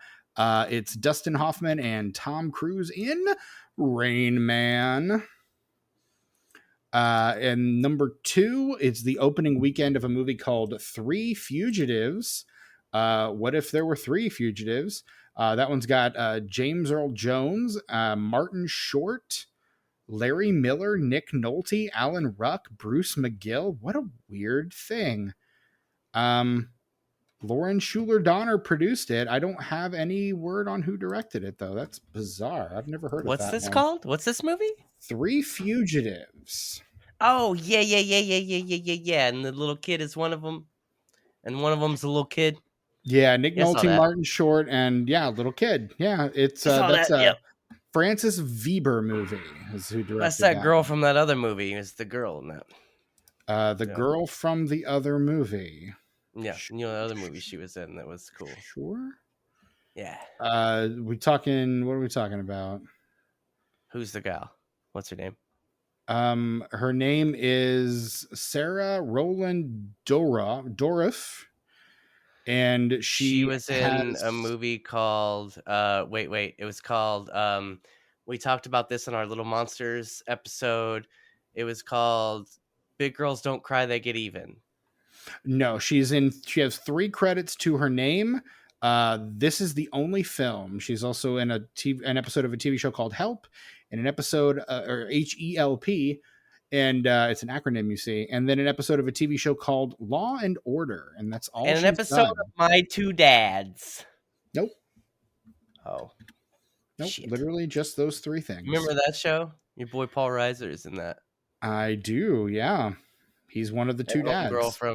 Homegirl from Step by Step. She's like a lawyer now. She stopped acting after being a teenager. Yeah. She was like, that was cool, but now I'm just going to go do something else I like to do. In 3rd place is Beaches. Bette Midler, Barbara Hershey, Beaches. What if there were beaches? What if there were beaches? What if beaches existed? Movie number 4, future episode of this podcast, Twins. Ivan Reitman's Twins. Down from number 2 the week before, but it's been in theaters for 8 weeks. Has already grossed $86.5 million. And in 5th place, Mississippi Burning. I didn't see that one coming. I feel like that is that's one of those like really great. That's like Gene Hackman, movie. Willem Dafoe, like, but a good boomer movie. But that's a boomer movie for sure. Yeah, it is. Stephen Tobolowsky, Frankie Faison, Brad Dourif, Arlie Ermey, Frances McDormand, Michael Rooker, Tobin Bell. What a fucking cast! Oh man, it's such a good movie too. Have you seen it, Steve? Have you seen Mr. Burns? I haven't. No, I need to. Holy shit! Your parents would like it. Watch it with your parents. Would they? They like it. Maybe. Sure, maybe. Rounding out the top 10, you've got Working Girl at number 6, The Naked Gun from the Files of Police Squad at number 7, The Accidental Tourist at number 8, opening at number 9, Physical Evidence, and in 10th place, the classic Steve Martin, Michael Caine, Glenn Headley, Dirty Rotten Scoundrels. Wowzers. The tomatometer score on Parents is a 63%. So respectable showing there. The Metascore is a 66. Okay. And if you had to guess the Letterboxd score, what would you say? Somewhere between a 2.8 and a 3.2. Wrong. It is 3.3. Oh, surprised me by a point, Letterboxd. Just outside. Fuck Letterboxd. Tucker out of... Hey, we're back. So soon. Hey. Tucker out of Letterboxd. Out of 5, did we do that on the main feed, or was that a Patreon conversation that we had? Man, I don't know, dude. No, it was Patreon, because that's where you were looking at your list to see what movies you had watched, because you was reviewing them. Oh, that's right. So yeah, that's a joke that only our patrons will learn about a week from now, or I guess 3 or 4 days from now. Patreon.com/disenfranchised pod. Patreon.com/disenfranchised pod. Tucker, out of 5 stars, how do you rate 1989's Parents? Look, this is a solid 4 for me. Solid, Okay. solid, solid, solid. Because like I said, there are so many moments in this movie where every major force of filmmaking is working off of the other forces, creative forces in filmmaking, and it just ping pongs back and forth to the point to where I can't believe how good parts of this movie are. But I Right. also understand why people have issues with it. Like if you're not if it doesn't totally have you in its grip, Mm-hmm. it can feel a little boring. It can slog a bit. It can kind of drag. I Mm-hmm. get it. So that's why it gets a 4, because it's I feel like to be a perfect 5 stars, you should be able to have the best experience with it no matter where you're watching it. But with Parents, you kind of got to set the mood and let that motherfucker grab you. So 4 stars. It's a 3 for me. It's better than just Word. okay, but Fuck yeah. like it's not high enough that I'm really gonna be like, oh yeah, of course, great, love this. So Okay. like it just kind of it falls just above fine for me. But no, it's again, and I appreciate what Balaban's trying to do. I just don't think it coalesces the way that I really want it to. Mm. So which I think is I've said way too many times in this episode already, so I'll stop there. But yeah, that's kind of where I'm at on 1989's Parents. Now, can I ask you something, Stephen, before we go to our socials really quick? Sure. Did you you watched the cast credits in Mm-hmm. the credits, right? When they all came out. I Of know course. sometimes you have a tendency to sometimes like maybe turn it off right when it's over, which is fine, not a big Nah, deal. no, So no, no, that's no, why I no. had to ask, because I love that, because it makes it's such a dark movie. Mm-hmm. And to do that at the end makes it feel like a play. That's why the little shop ending from the play doesn't work on film, because Right. you don't see them take a bow afterwards. That's why that's why they had to reshoot the ending, and that's what Frank Oz said he realized is no, I think they should have gone back and done like what they did in this movie or what they do in like Brewster McCloud or Rooster McCloud or no, it's Bruce It's something. the Fuck, who the knows? fucking Robert Altman movie, Brewster McCloud. Yeah. Or even Predator. Like Predator does Yeah. this too, where you're like, this movie, like everyone fucking dies. Like you got to remember the early part of this movie where everyone was having a good time, and that's why you get like whenever they had like downtime filming, I think everybody but Arnold, they would say like, hey, just like do your thing, like give a thumbs up or spit your chaw, Jesse Ventura, or Or smile or sometimes something. you'll have like parts of the gag reel when you do that. You'll have a Yeah, goof up. yeah. I love movies that end that way, because no matter what happened in that Dogma does movie, that. it's like, yes, it's okay. It's okay because everybody's here. We're all having a good time. That was Mm-hmm. fucked up, and we had a fucked up time, and that was cool. But we're good now. Like everything's good. I Yeah, love they're holding him up at the end, and he's like, he's kind of like, yeah. it's still weird and uncomfortable, but somehow Yeah, wholesome. which mirrors the scene at the beginning where they're in the car and they're like trying to get him to wave at the traffic guy. They're all waving at Yes. the guy with the traffic sign, letting the kids pass, and he's standing there just waving. All the most awkward waves I've ever seen on film. Like it's bizarre. Yeah. Yeah. But yeah, Yeah, that dude. is Fucking A. straight up episode 2 on God, I Bob love this Balaban's movie. Parents. There it Go is. watch this movie, you guys, and let me know in whatever. You know what? Comments are cool, but there's so many podcatchers that we'd have to like comb over to find comments and stuff. Send us an email, disenfranchedpod@gmail.com. Let us know what you thought about Parents. Go watch it. It's on Tubi. It's on my Vudu. You don't have access to my Vudu, I know, but if you got to know me well enough, you might. It is on You might get Tubi access though. to my It do be Vudu. on Tubi though, so definitely check that out. And look, we're the Disenfranchised Podcast. You can find us wherever you find your podcasts. And while you're out there looking at us on those podcatchers, slip us a nice 5-star rating and review. That really goes a long way to helping us find other listeners like yourselves. And we think you're pretty cool. We'd probably think other people like you are pretty cool too. And if you do leave us a 5-star rating and review, we'll read it here on the podcast. And if you send us an email, we'll probably read it on the podcast. So like we've got our We look, we like to read what you write us, basically, is what I'm saying. So if you wanted to hear your voice read in either my dulcet tones or Tucker's, shoot us an email and or leave us a review, and we'll read your words back to you and to anyone else listening to this thing.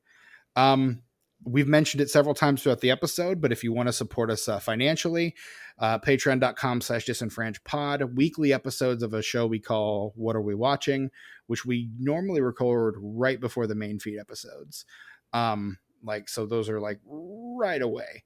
We record They're those. staggered now too, because we've been recording kind of in advance. So it's really interesting.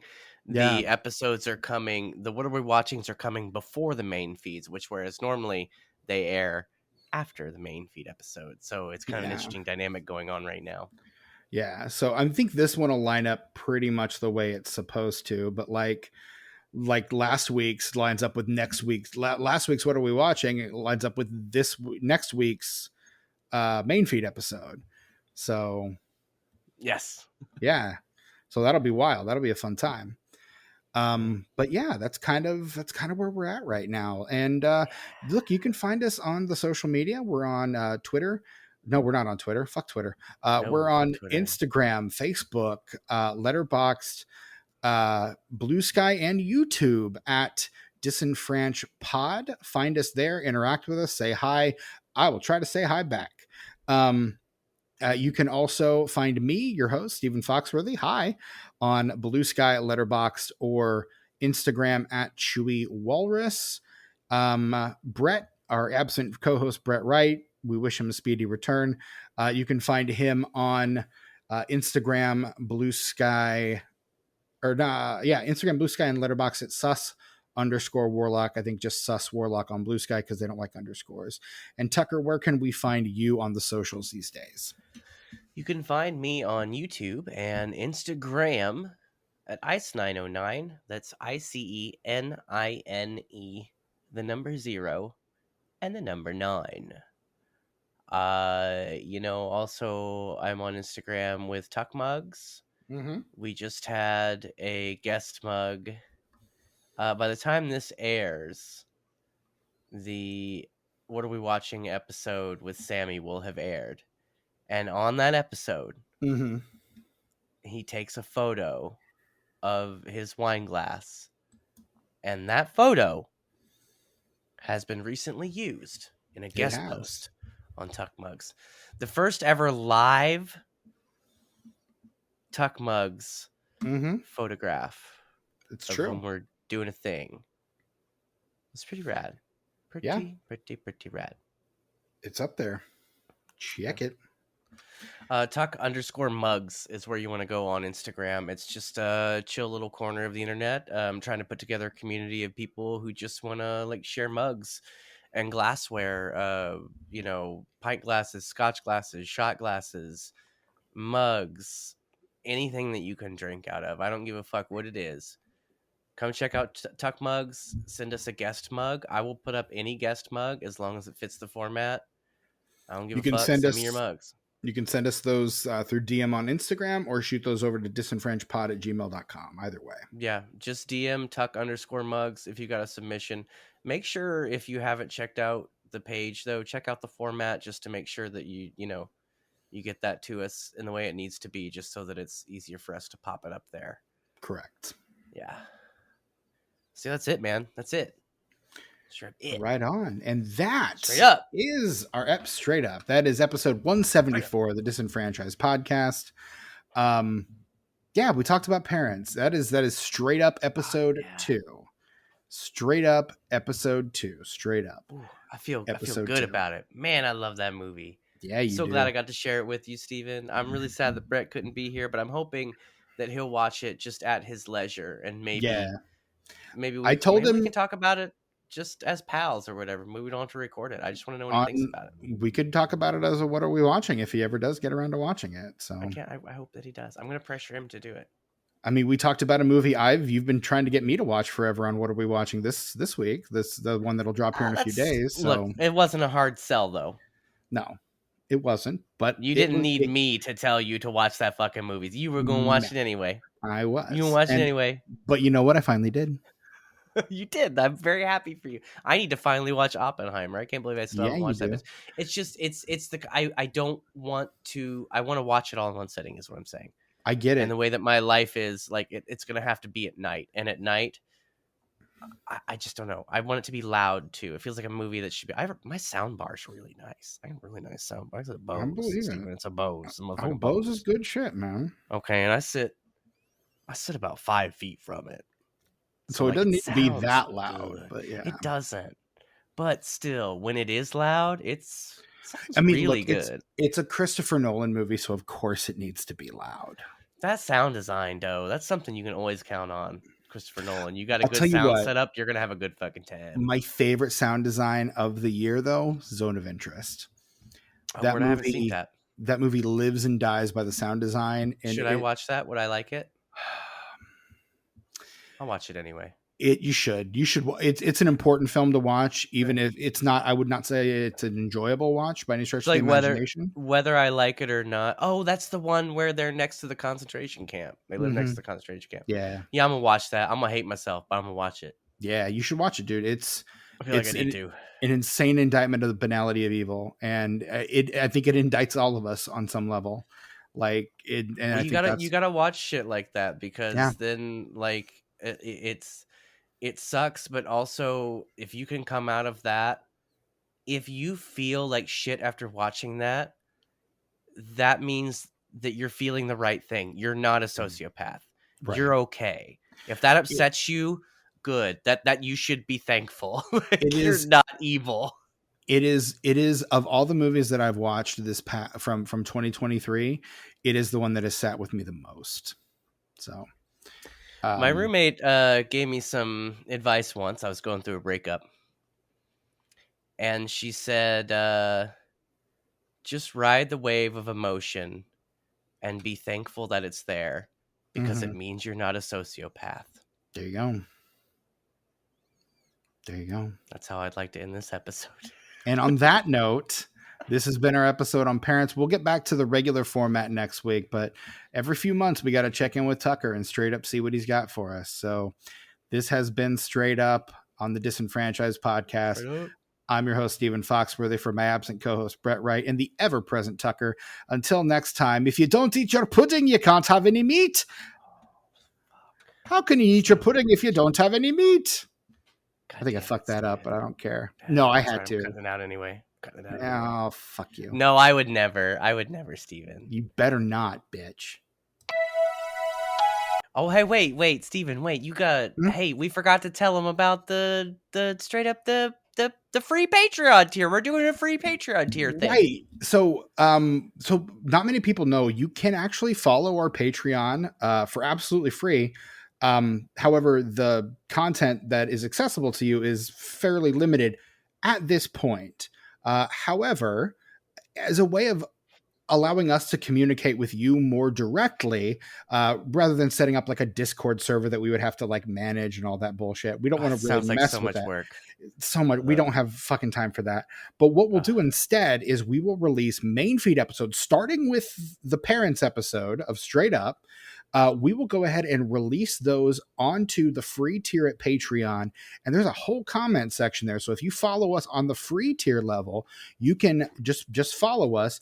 You can actually communicate with us and we can respond back to you, both in our civilian guise and as the podcast official you know and love. Look, and real ones already know. Yeah. But that's like when you post a comment on anything on our Patreon, I get an email. Tucker's right there. If it comes from the Disenfranchised Podcast email, like my regular email, it's just a silent notification. It's just a little icon shows up. It's like, hey man, you got email. No big deal. And I'm like, yeah, that's cool. But if it's Disenfranchised email, this motherfucker vibrates. This motherfucker makes a loud ass sound. Like I know no matter what I'm doing, Tucker, put it back in your pants. That someone has posted a comment on Patreon, and I'm immediately checking out what it is. Like people are ask the patrons that talk to us on our behind the paywall episodes in the comments. I'll tell you, your boy responds within seconds. Generally, if you write a comment on Patreon, I'm getting back to you real fucking soon. At least I am. And if it's Right. something I feel like the boys need to like weigh in on, I'll tell them in the group chat and they will come right to my aid and we will have a big old discussion. And that's what this podcast is all about, like talking about movies. Yeah. So we want to, not only do we like to talk about movies with each other, but we want to talk about these movies with you. We want to hear what you think about these movies that we have such strong opinions on weekly. Absolutely. So head on over to disenfranched or patreon.com/disenfranchedpod. It is late. I'm sorry. Patreon.com/disenfranchedpod. Join us at the, follow us at the free level and get to talking. That's really all we chimed in here to say. So we now return you to your regularly scheduled outro music.